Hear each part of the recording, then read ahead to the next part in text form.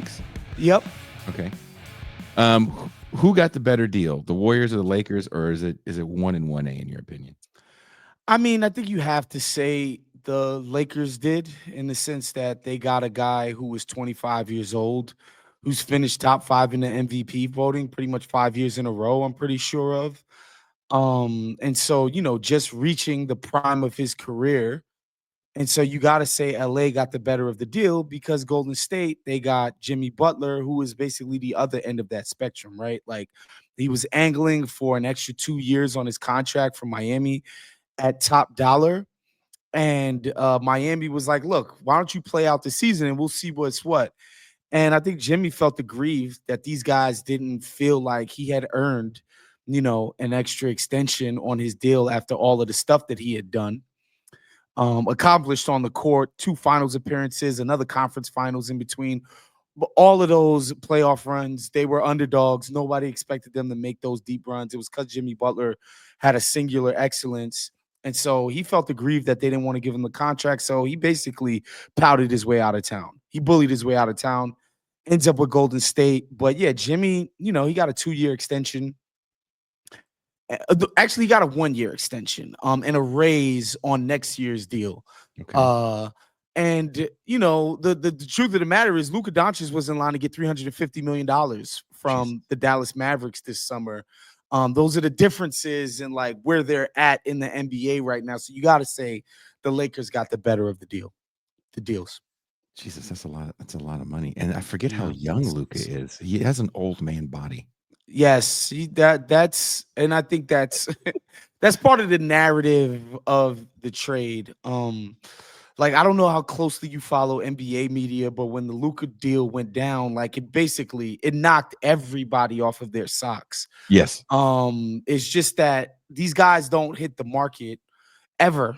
These No. guys, people Luca's age, and the ability to have cost control and contract control, meaning they could have signed him for 5 years, meaning controlling his rights for Mhm. another 5 years, even if they felt unhappy with where he was at developmentally. Next summer they could control him for 5 years, and within 5 years they could decide, all right, we'll move on from this guy, get a different package of younger guys, draft picks, etc.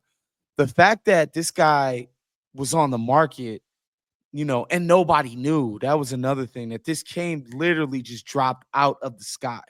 There Mhm. was no inclinations. I had, and I had tweeted this the day that it happened. I had heard that the Lakers thought they were getting Luka Doncic, not this season.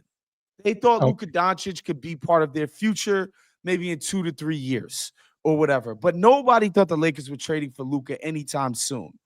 And so it just shocked everybody. And the Lakers are doing well with Luca in the lineup. Oh yeah. They were like, I want to say they started off like 7-2, 8-2 Mhm. before LeBron's recent injury. Luca himself hasn't looked like peak Luca, but like even this guy not playing at his peak, he's just such a freaking basketball savant. Even when he's physically Mhm. limited. What am I in the projects? Even when Not with he's those paintings behind you. Those even, even when he's physically limited, he's still showing like how great this thing could possibly be. And it seemed to have rejuvenated LeBron in a way that, forced him to pull his grind the other day. So, LeBron James is about 40 years old. yes. He's not the first 40-year-old to play in the NBA, nor will he be the last, especially with the way um, athletes are taking care of themselves, Hmm. um, whether that be with legal or illegal substances. I am not aware, but athletes are playing at a higher level for a longer rate of time. Tom Yeah. Brady we are literally the same age, and that Hmm. man retired at 45 years old Yep. at a high level. They lost a Mhm. playoff game. It wasn't like he, Mhm. was a shell of himself. So that being said, does LeBron want to continue to play with another superstar like Luca, regardless of the outcome of the season, to win one more title, to say that he is better than Jordan? Does that matter to him? What is his motivation at this point to keep playing? He did the thing where his kid got to play on the same team. Um, and you can talk about the Stephen A. Smith thing if you like to. That was really funny.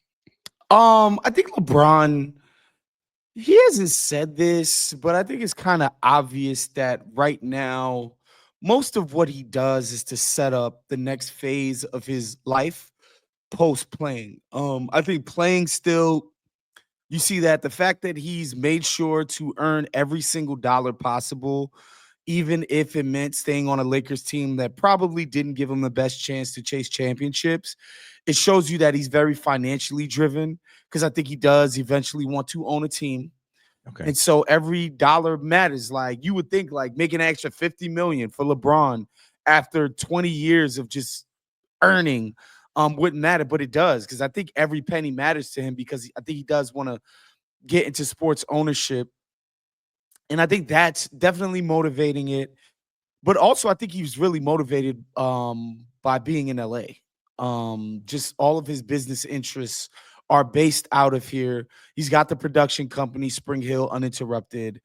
And so that's basically where he's putting a lot of his energies. And so that's what I see. Like, I think he loves being in LA because it's close to his business interest that he's very soon to be doing full time.